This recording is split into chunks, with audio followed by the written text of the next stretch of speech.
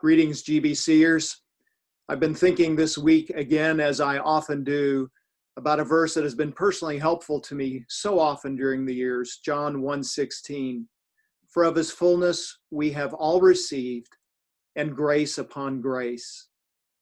Out of the fullness of Christ's personhood as the eternal God-man, we have received our identity, and then we have received benefits from him and blessings from him. And those blessings have been a gift of his grace flowing down to us as one evidence of his grace to us after another.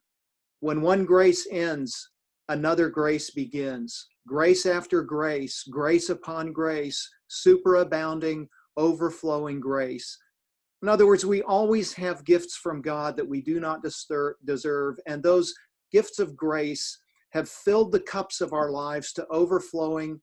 Our brims are running over with God's grace, if you will, so that our lives are super saturated with God's grace.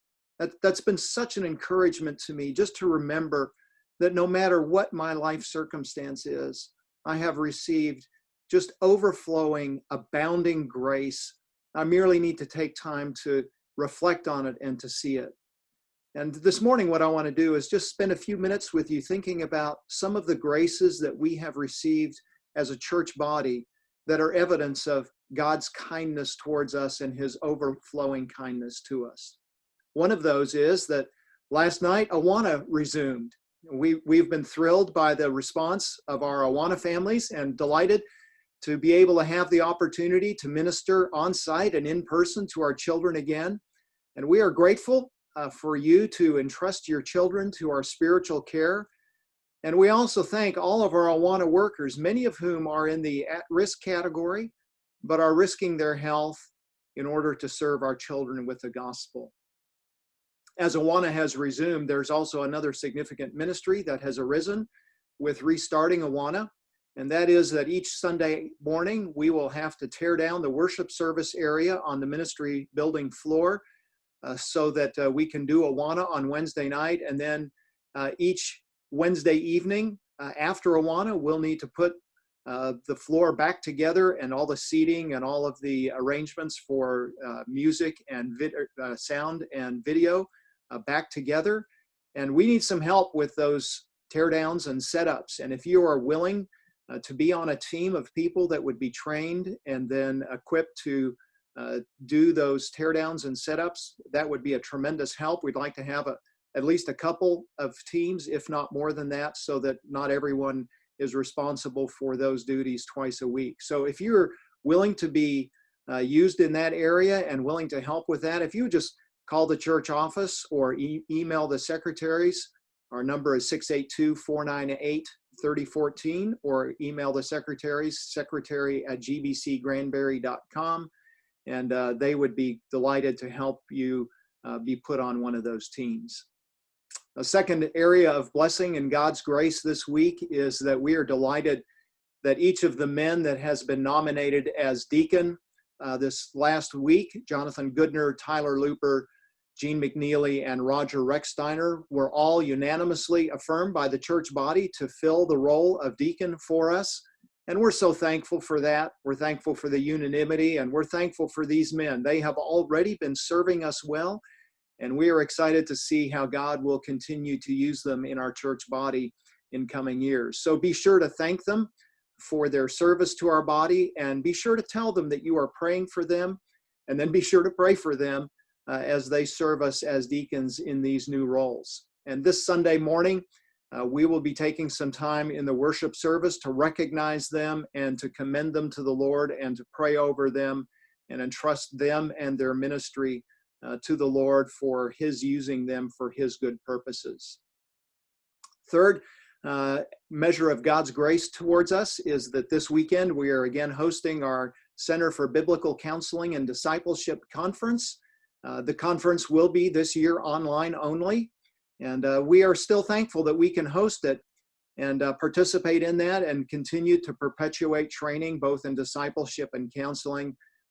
That's a key part of what we do, not only in reaching out to the community with counseling opportunities, but just discipling one another and building into each other's lives. This is foundational to what we do, and we're thankful for that. One side benefit of doing this in a digital manner this year is that we now have full video recordings of all of the sessions, both for our basic training as well as for track 2, which is our exam track. And so that will be able to be used by us in other venues and other ways in coming years. And so we're thankful for this added blessing that has come from doing this conference online only. And again, if you have not signed up for that yet, if you're interested, you can still do that. Time is short. The conference starts on Friday evening at 5 o'clock. But if you would like to do that, you can sign up through our website, thecbcd.org, and instructions are there on the front page. And just a reminder that that conference is free for all GBCers. Fourth, we also have another measure of grace towards us in some changes that are going on in the worship service and on Sunday mornings. And one of those is that Don Dietrich's Sunday school class will now be meeting on site, as well as Keith's class being on site. Both those Sunday school classes are also being done by Zoom, so you can choose what's best for you, whether to continue to participate through Zoom or to meet on site. If you would like to attend Don's class, we'd ask that you would, as you have been doing for Keith's class, sign up through the registration form that is being sent to you each week, and just note that you will be participating on site, and that will help us to find the right room, the right venue for Don to be able to host his class. And as with both Keith's class and the worship service, we're going to ask you to wear your mask when you get here, and then once you're seated and class begins, then you're welcome to take off your mask for the duration of the class. We have also been wrestling with how to get more people on campus on Sunday morning for worship. We recognize that registration has been filling up before everyone who has wanted to attend worship on Sunday morning has been able to register. And obviously, we want to be able to accommodate as many people as possible on site each week. As we've considered a number of options, we recognize that many of you are meeting in your own homes with other people and with other church members. And in doing so, you are willingly accepting the potential risks with those meetings. And while we want to be wise and provide protection for members of our church body, we also recognize that some of you are willing to accept risks associated by being in close proximity to non-family members. To that end, beginning next Sunday, September 20, so not this Sunday, but next Sunday, the 20th, when you register for the worship service, you will be given an option to be seated with non-biological family members without 3 seats in between the families. So as part of that registration, you'll be able to designate particular people with whom you are comfortable being seated, or that you're comfortable being seated with anyone in order to maximize seating, or that you would prefer to be seated with spacing. And all of those are legitimate options, and whatever your conscience dictates to you, we're happy to accommodate you to that end. We are anticipating by doing that we'll be able to accommodate a higher number of people in the ministry building without having to go to a second service in that building. From the beginning of our regathering, our goal has been to work back to worship with a full church body, and we trust that this will enable us to be able to take another step in that direction with the entire church body gathered together.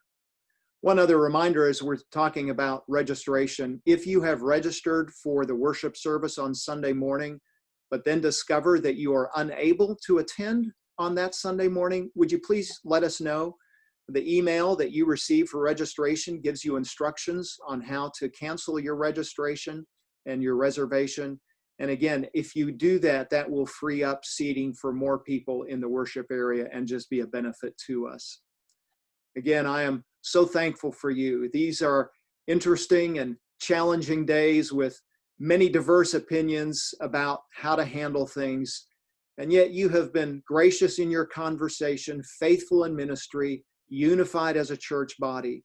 Christ is being honored through our body life together. Let his name continue to be praised through our ministry and through our worship. Looking forward to seeing you again this Sunday morning or very soon in days to come. Until then, God's grace be upon you.